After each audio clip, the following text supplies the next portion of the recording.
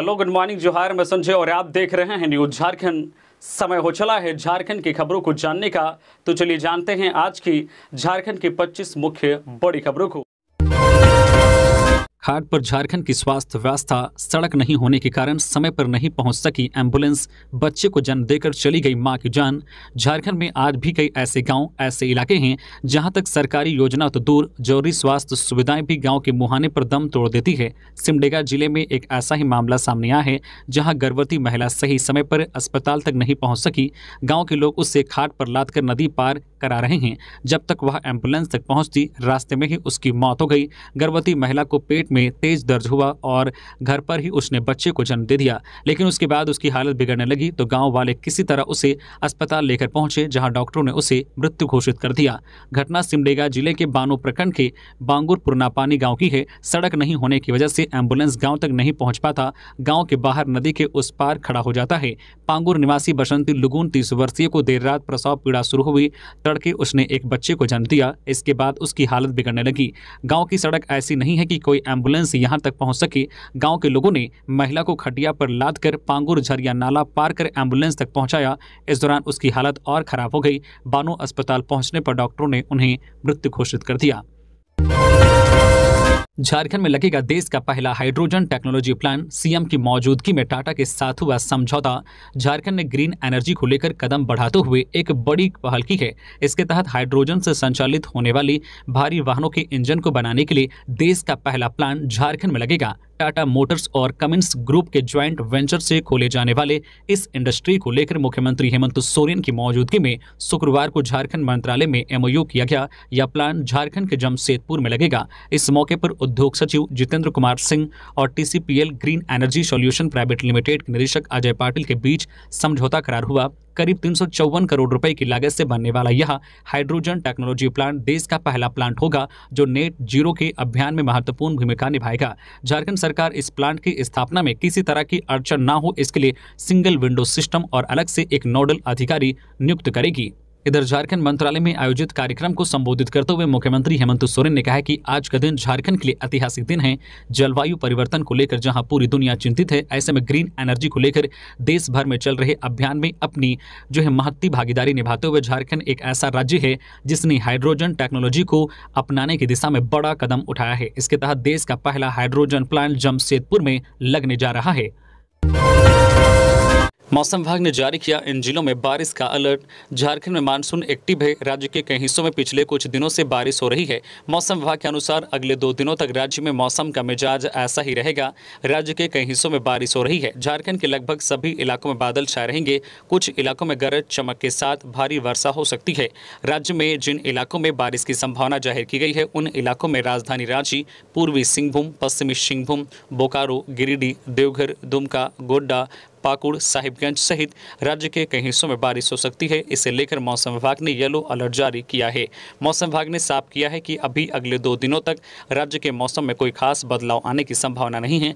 राज्य में न्यूनतम 23 और अधिकतम 27 डिग्री सेल्सियस तापमान रहने की संभावना जाहिर की गई है। जमशेदपुर, चाईबासा और सरायकेला इलाकों में वज्रपात के साथ तेज बारिश की संभावना जाहिर की गई है। अज्ञात अपराधियों ने युवक को मारी गोली। घर के बाहर फोन पर बात कर रहा था युवक, गोली मारकर फरार हुए अपराधी। पुलिस कर रही है छानबीन। लातेहार जिले के चंदवा थाना क्षेत्र के बरवाटोली जमुआरी गांव में गुरुवार की रात अज्ञात अपराधियों ने प्रद्युम्न यादव 30 वर्षीय की गोली मारकर हत्या कर दी। घटना की जानकारी मिलने के बाद पुलिस इंस्पेक्टर सह थाना प्रभारी बबलू कुमार के नेतृत्व में पुलिस टीम मौके पर पहुंची और मामले की जाँच करते हुए शव को पोस्टमार्टम के लिए लातेहार सदर अस्पताल भेज दिया। यह स्पष्ट नहीं हो सका है कि अपराधियों ने युवक की हत्या क्यों की है। मृतक के पिता सहंगु यादव ने बताया है कि वे लोग रात में अपने घर में थे। किसी रिश्तेदार का फोन आया और घर के लोग उससे बात कर रहे थे। प्रद्युम्न भी फोन लेकर उससे बात करने लगा और टहलते हुए घर के बाहर चला गया। इसी बीच अचानक फायरिंग की आवाज सुनाई दी। घर के लोग बाहर भागे तो देखा कि प्रद्युम्न जमीन पर गिरकर छटपटा रहा था। अंधेरा होने के कारण कुछ पता नहीं चल सका। हालांकि इस दौरान कुछ लोग के भागने की आवाज भी सुनाई थी। जब तक हम लोग कुछ समझ पाते तब तक उसकी मौत हो चुकी थी। जमीन कारोबारी से लेवी वसूलने पहुंचे जेजेएमपी के 2 उग्रवादी गिरफ्तार। एटीएस और रांची पुलिस की संयुक्त रूप से हुई कार्रवाई में लेवी वसूलने आए जेजेएमपी के 2 उग्रवादियों को गिरफ्तार किया गया। सूचना के मुताबिक जेजेएमपी उग्रवादी संगठन के दोनों सदस्य पुंदाग के जमीन कारोबारी पुरुषोत्तम साहू से लेवी वसूलने पहुंचे थे। इसी बीच पुंदाग ओपी क्षेत्र के डीएवी पब्लिक स्कूल के निकट दोनों उग्रवादियों को अरेस्ट कर लिया गया।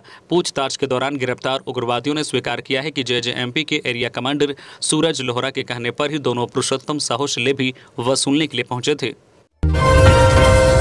अवैध खनन मामले में विजय हांसदा, सुबेश मंडल सहित 5 लोगों से सीबीआई ने की पूछताछ। सूबे में हुए अवैध खनन के मामले की जांच करने के लिए सीबीआई की टीम साहिबगंज जिले में काम कर रही है। इस दौरान सीबीआई के अफसरों ने नया सर्किट हाउस में सुबेश मंडल, विजय हांसदा और विजय हांसदा के बेटे मनोज हांसदा से पूछताछ की है। सूचना के मुताबिक एक फाइनेंस कर्मी और एक बैंक कर्मी से भी सीबीआई की टीम ने कुछ सवाल पूछे हैं। बता दें कि 18 अगस्त को झारखंड हाईकोर्ट ने साहिबगंज में हुए अवैध खनन की जांच सीबीआई से कराने का आदेश दिया था। अदालत ने सीबीआई को प्रारंभिक जांच के लिए 1 माह का समय दिया है और जांच में मिले तथ्यों की बुनियाद पर कार्रवाई आगे बढ़ाने का आदेश दिया था। अदालत ने विजय हांसदा द्वारा झूठे दावों की मदद से याचिका वापस लेने की भी जांच करने को कहा है। गौरतलब है कि जस्टिस संजय कुमार द्विवेदी ने 17 अगस्त को विजय हांसदा की ओर से दायर याचिका को खारिज कर दिया था। सुप्रीम कोर्ट ने लालू यादव को हाई कोर्ट से मिली जमानत के खिलाफ अपील को इतने दिनों के लिए टाला। राजद प्रमुख लालू प्रसाद यादव को झारखंड हाई कोर्ट से जमानत मिली थी। इस जमानत के खिलाफ सीबीआई सुप्रीम कोर्ट गई थी। जमानत को चुनौती देने वाली सीबीआई की याचिका पर शुक्रवार को सुप्रीम कोर्ट में सुनवाई हुई। कोर्ट ने इस मामले की सुनवाई अब अक्टूबर तक टाल दी है। हालांकि सुप्रीम कोर्ट की ओर से सुनवाई की अगली तिथि नहीं बताई गई है। अब सभी की नजरें अक्टूबर में सुप्रीम कोर्ट में होने वाली सुनवाई पर होगी। दूसरे शब्दों में लालू यादव को जेल जाना होगा या फिर सुप्रीम कोर्ट से भी राहत मिलेगी या अक्टूबर महीने में पता चल सकेगा। गुमला में मिल रहा है बालू व सीसा चूर्ण मिला नमक। गुमला में मिल रहा है बालू व सीसा चूर्ण मिला नमक। बीडीओ ने पीडीएस डीलर्स को बांटने पर लगाई रोक। झारखंड सरकार द्वारा संचालित जन वितरण प्रणाली के दुकानों में इन दिनों सरकार द्वारा दी जाने वाली बंद पैकेट नमक में बालू एवं सीसा का चूर्ण मिल रहा है। यह मामला शुक्रवार को प्रकाश में आया है। जानकारी होने के बाद पूरे प्रखंड में हड़कंप मच गया है। घटना की जानकारी मिलने पर बीडीओ छंदा भट्टाचार्य द्वारा तत्काल नमक मंगाकर इसकी जांच की गई तो सचमुच नमक में बालू व सीसा चूर्ण मिला, जिसे देख अधिकारियों के भी होश उड़ गए। मामला को उजागर घाघरा पंचायत के जोरी निवासी हरेंद्र साहू द्वारा किया गया। उन्होंने बताया कि उन्हें जन वितरण प्रणाली की दुकान से पैकेट बंद आयोडीन नमक 3 पैकेट मिला था, जिसे वे खाने में प्रयोग करने लगा। उन्होंने बताया कि जब भी वे खाना खाते थे तो खाने के साथ में उन्हें बालू कंकड़ मिलता था, तो उन्हें लगा कि चावल में शायद कंकड़ होगा। जिसके बाद चावल को ठीक से बनवा कर खाए, फिर भी उन्हें कंकड़ मिला। तब उन्हें लगा कि शायद दाल में होगा। उन्होंने दाल को भी ठीक से बनवाने की बात कही। इसके बाद भी उन्हें खाने में कंकड़ मिल ही रहा था। तब वह एक दिन दुकान से आशीर्वाद आटा खरीद कर लाया और उस आटा में नमक मिलाकर रोटी बनाया गया तो उसमें भी उसे कंकड़ मिलने लगा, जिससे उसे आभास हो गया कि शायद नमक में ही कंकड़ मिला हुआ है। जिसके बाद वह गिलास में नमक घोल कर देखा तो नमक घुलने के बाद गिलास की निचली परत में बालू एवं शीशे का चूर्ण मिल गया। डाल्टनगंज से बच्चों को दिल्ली लेकर बेचने वाला गिरफ्तार। 9 बच्चों को किया गया रेस्क्यू। सभी बच्चे एक ही गांव के। पूरे नेटवर्क का पता लगा रही पुलिस। डाल्टनगंज रेलवे स्टेशन से 9 नाबालिग बच्चों का रेस्क्यू किया गया है। सभी बच्चे चैनपुर थाना क्षेत्र के एक ही गांव के रहने वाले हैं। बच्चों को गुरुवार की रात स्वर्ण जयंती एक्सप्रेस से दिल्ली भेजने की तैयारी थी। डाल्टनगंज स्टेशन पर ट्रेन के पहुंचने के पहले ही रेल पुलिस को बच्चों के ट्रैफिकिंग की जानकारी मिल गई। 1 नंबर प्लेटफॉर्म पर ट्रेन का इंतजार कर रहे बच्चों को आरपीएफ गढ़वा रोड प्रभारी इंस्पेक्टर बनारसी यादव के नेतृत्व में रात 8:30 बजे बरामद किया गया। बच्चों को बहला फुसलाकर दिल्ली ले जा रहे तस्कर मुनीप अंसारी 21 वर्षीय को गिरफ्तार किया गया। मुनीप रामगढ़ थाना क्षेत्र के चौपरिया का रहने वाला है। इस संबंध में शहर थाना में प्राथमिकी दर्ज किया गया है। शहर थाना प्रभारी इंस्पेक्टर अभय कुमार सिन्हा ने बताया कि पूछताछ में गिरफ्तार अपराधी ने बताया कि नाबालिगों को दिल्ली में खिलौना फैक्ट्री में काम करने के लिए ले जाया जा रहा था। 12,000 रुपये महीना देने का झांसा दिया गया था। रेस्क्यू कराए गए बच्चों की काउंसलिंग CWC द्वारा किया जाएगा। इसके बाद उन्हें अभिभावकों को सौंप दिया जाएगा। इस घटना में शामिल एक अन्य अपराधी की तलाश पुलिस कर रही है। शिबू सोरेन के लोकपाल के इस मामले की सुनवाई दिल्ली हाई कोर्ट में अब 1 सितंबर को होगी। झारखंड मुक्ति मोर्चा जेएमएम के अध्यक्ष और पूर्व मुख्यमंत्री शिबू सोरेन से संबंधित लोकपाल मामले में दिल्ली हाई कोर्ट में शुक्रवार को सुनवाई हुई। इस सुनवाई में शिबू सोरेन की ओर से उनके एडवोकेट ने लंबी बहस की। इसके बाद कोर्ट ने अगली सुनवाई के लिए 1 सितंबर की तारीख निश्चित की है। पहले की सुनवाई में अदालत ने डीए यानी आय से अधिक संपत्ति के मामले में शिबू सोरेन के विरुद्ध लोकपाल के सामने कार्रवाई पर रोक लगा दी थी, जिसे कोर्ट ने अब 1 सितंबर तक टाल दिया है। गौरतलब है कि शिबू सोरेन ने अधिकार क्षेत्र की बुनियाद पर सीबीआई को प्रारंभिक जांच की कार्रवाई और आदेश को चुनौती दी है। बता दें कि दिल्ली हाई कोर्ट के जस्टिस सुब्रमण्यम प्रसाद के कोर्ट में शिबू सोरेन की याचिका पर सुनवाई की गई। डुमरी उपचुनाव, इंडिया गठबंधन के प्रत्याशी बेबी देवी का जनसंपर्क अभियान, कहा झामुमो का झंडा फिर लहराना होगा।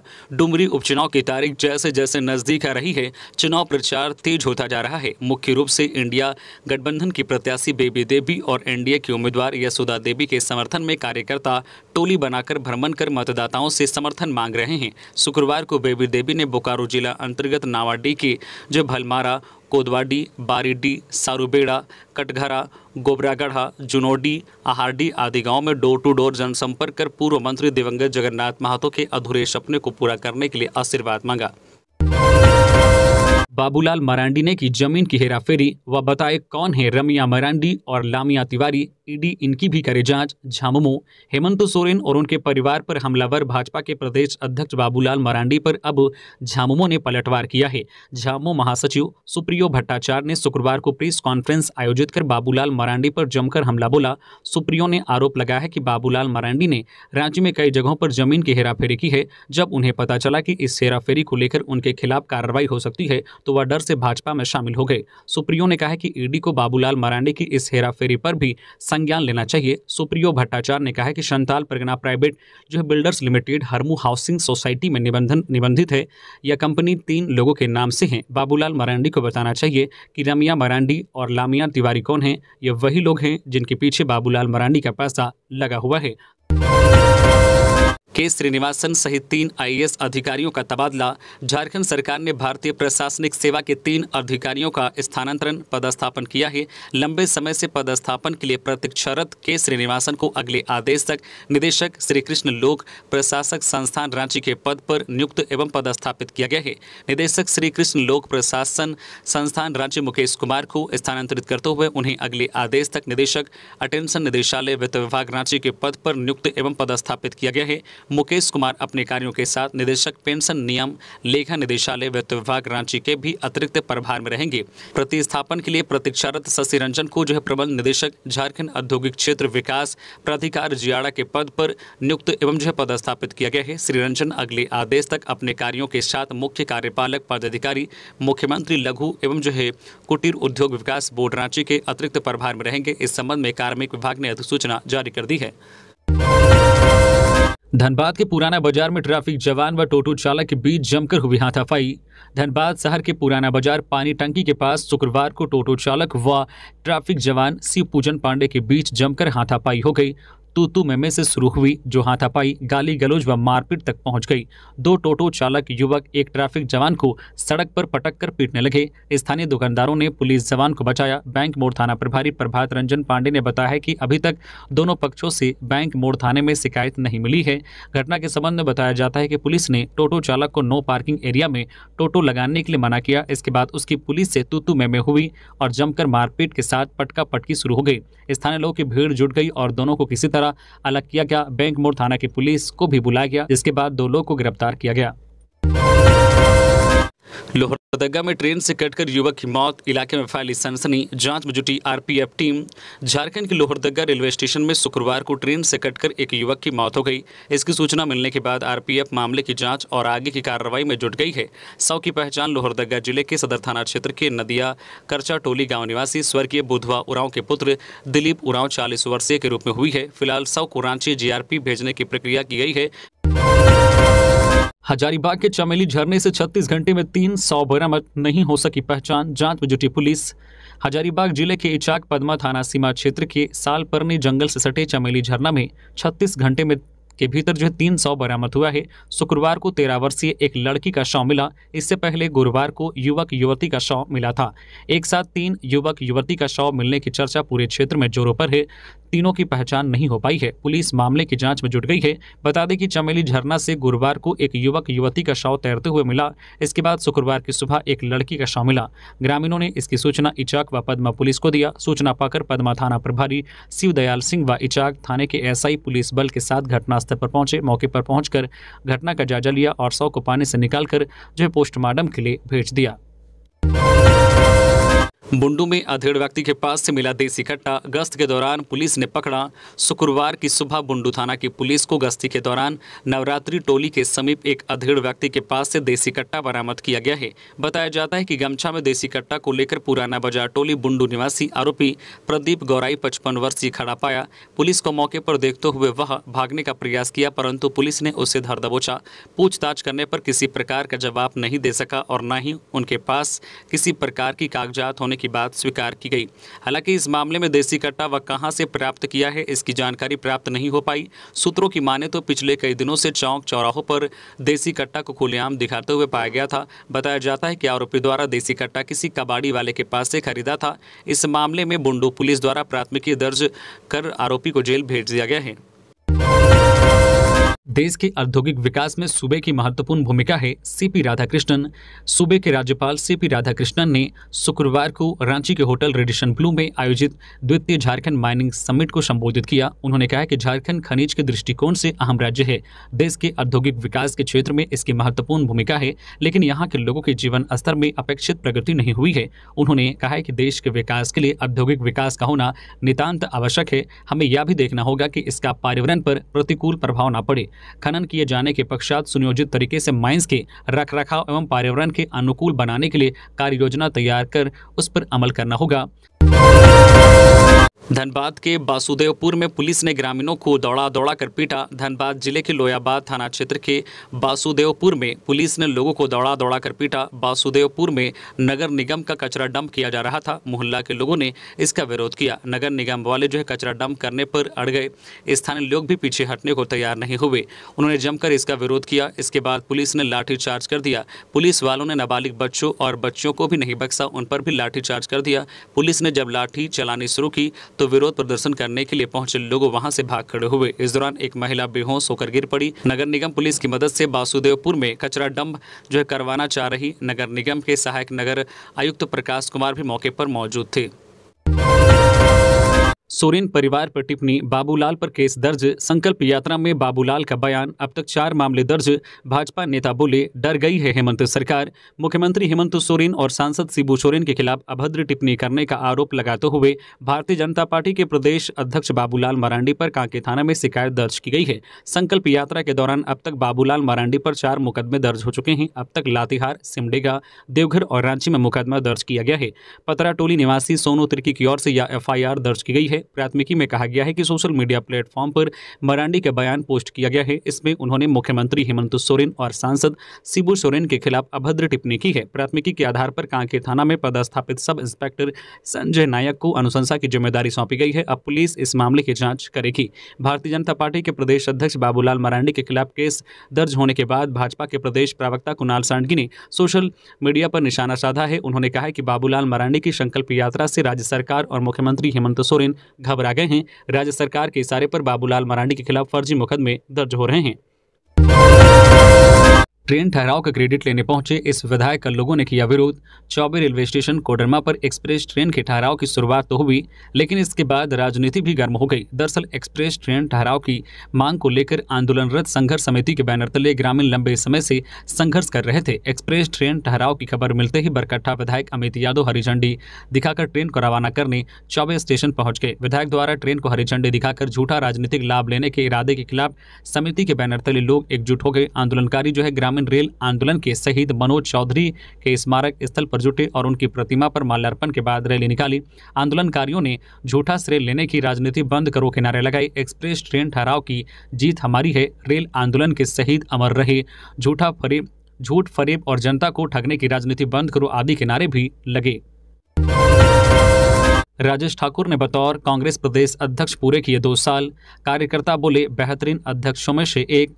झारखंड कांग्रेस के प्रदेश अध्यक्ष राजेश ठाकुर ने बतौर प्रदेश अध्यक्ष शुक्रवार को 2 साल पूरा किया।